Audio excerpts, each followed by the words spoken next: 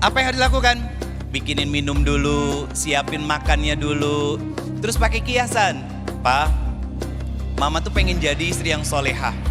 Kalau seandainya mama ngelakuin satu kesalahan, tiba-tiba lupa sama hubungan rumah tangga ini, asik ngobrol dengan orang lain, tolong ingatkan mama, khawatir mama berdosa. Padahal pesan itu kepada suami kita yang lebih asik sama orang lain daripada sama bininya.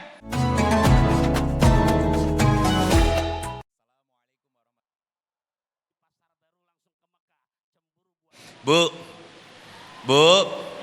boleh saya nanya, pernah dicemburuin sama suami kagak? Pernah. Bener. Kenapa itu dicemburuinnya? Hah? Kenapa dicemburuinnya? Buat yang jomblo gak usah jawab. Ya, mohon maaf, buat yang jomblo ini ujian. Ini yang udah berkeluarga aja. Pernah dicemburuin sama suami? Pernah. Apa sebabnya? Deket sama atasan. Nah, pertanyaannya saya balik sekarang. Pernah nggak nyemburuin laki kita? Oh sering. Pak, biasanya dicemburuin sama istri kenapa Pak? Hah? Dicemburuin sama istri kenapa? Kenapa Pak? Sering keluar, bener Bu? Sering main, sering keluyuran, sering jalan pakai hobinya dan lain sebagainya. Nah, sebetulnya Bapak Ibu sekalian yang dirahmati Allah Subhanahu wa taala, yang namanya cemburu itu adalah fitrah manusia. Kenapa? Karena adanya cinta kita kepada pasangan kita. Yang tidak dibolehkan dalam Islam adalah cemburu yang berlebihan kepada pasangan kita sehingga kita membuat gelap mata. Ada beberapa kisah yang menjadi pelajaran kita yang hadir dari Rasulullah Muhammad SAW beserta dengan istri-istrinya.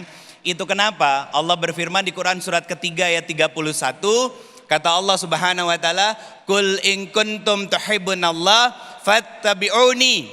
Kalau kata Rasulullah sallallahu alaihi wasallam, kalau kita ngaku cinta kepada Allah Subhanahu wa taala, Allah berfirman, "Fattabi'uni." Ikuti dia. Siapa? Rasulullah Muhammad sallallahu alaihi wasallam. Berarti dalam mengelola kehidupan kita, termasuk bab tentang cemburu, Rasulullah juga ngajarin ke kita. Kenapa begitu? Karena Rasulullah beserta dengan istri-istrinya itu juga nggak lepas Pak dari yang namanya masalah, termasuk bab tentang cemburu. Pernah satu ketika Aisyah di malam hari Bu, di malam hari Aisyah itu sangat dikenal sebagai salah satu istri dari Rasulullah SAW yang sangat pencemburu.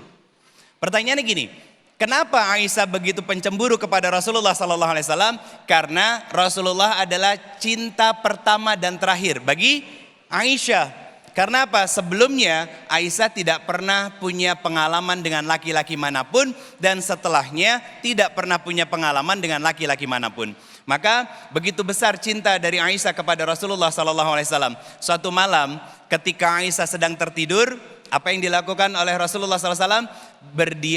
Diam-diam itu keluar dari rumahnya. Nah, Aisyah ternyata bangun. Rasulullah jalan menuju mana? Baki. Apa yang dilakukan sama Rasulullah? Mendoakan para syuhada yang ada di Baki dan keluarganya yang lainnya. Nah, di malam hari itu Aisyah mengikuti Rasulullah di belakang. Dan Rasulullah tahu kalau sedang diikuti oleh Aisyah. Kemudian Aisyah berjalan lebih cepat untuk kembali ke rumahnya, diikuti Rasulullah. Aisyah lari, Rasulullah lari. Sampai di rumah, ini pinternya perempuan. Apa? Dia pura-pura tidur. Pura-pura tidur di rumah. Akhirnya apa? Rasulullah berkata kepada Aisyah, apakah setan yang ada di dalam dirimu sedang hadir? Bu, berarti kalau kita cemburunya berlebihan sampai overthinking, berpikir yang macam-macam terhadap pasangan kita, itu adalah ulahnya setan yang ngobok-ngobok perasaan dan pikiran kita. Ya, itu wasiat dari Nabi Sallallahu Alaihi Wasallam. Makanya kita harus berlindung kepada Allah Subhanahu Wa Taala agar tidak menjadi cemburu buta kepada pasangan kita. Ada cerita yang lain. Suatu ketika, ini adalah amalan yang biasa dilakukan sama Rasulullah Sallallahu Alaihi Wasallam. Setiap pagi dan sore, Nabi Sallallahu Alaihi Wasallam selalu mengunjungi istri-istrinya dari satu rumah ke rumah yang lain. Sampailah pada rumah Zainab binti Jahsy, dihidangkan oleh beliau tentang apa? Air madu. Jadi agak lama Rasulullah di rumah Zainab. istri-istri Nabi yang lain bersekongkol. Diawali oleh Aisyah mengajak Hafsah dan kemudian membisikkan kepada istri-istri yang lain dengan satu kalimat yang sama. Bahwa pokoknya kalau nanti Rasulullah ke rumah kalian, katakan kepada Rasulullah, ya Rasulullah, aroma mulutmu itu tidaklah sedap. Ini menjadi salah satu, Bunda. Jadi salah satu marah besarnya Rasulullah sampai selama 29 hari Rasulullah tidak mau didatangi oleh istri-istrinya. Ibnu Hajar Asqalani mengatakan bahwa ini menjadi salah satu di antara 3 sebab kenapa Rasulullah akhirnya nggak mau didatangi oleh istri-istrinya. Artinya begini, kalau kita cemburu boleh, tapi pastikan cemburu kita beralasan. Bukan karena kita suuzon, bukan karena kita overthinking, bukan karena kita mengada-ngada dan lain sebagainya. Tapi karena punya dasar yang kuat bahwa kita berhak untuk cemburu. Nah, ketika kita cemburu, ada caranya juga untuk menyampaikan rasa cemburu kita sama suami. Jangan ketika suami baru pulang langsung, papa tahu nggak dan lain sebagainya. Yang ada, kita nanti diomelin sama laki kita. Apa yang harus dilakukan? Bikinin minum dulu, siapin makannya dulu. Terus pakai kiasan. Pa, mama tuh pengen jadi istri yang solehah. Kalau seandainya mama ngelakuin satu kesalahan, tiba-tiba lupa sama hubungan rumah tangga ini, asik ngobrol dengan orang lain, tolong ingatkan mama, khawatir mama berdosa.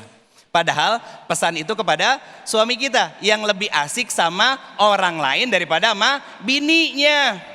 Sekarang saya mau tanya Bunda, kenapa laki kita lebih senang mainan gadget dan handphone daripada nyolek kita? Kenapa? Pernah cemburu sama handphone suami? Sering, hampir tiap hari. Mau tidur aja begini, iya kan? Jawabannya sederhana. Kenapa suami kita lebih asik dengan gadgetnya? Karena banyak para istri yang tidak sensitif seperti sensitifnya handphone. Ketika dicolek, mah lagi pengen syahwatnya, ih pa besok lagi, jangan hari ini, mama capek. Itu yang terjadi? Benar Pak? Benar sering ditolak begitu?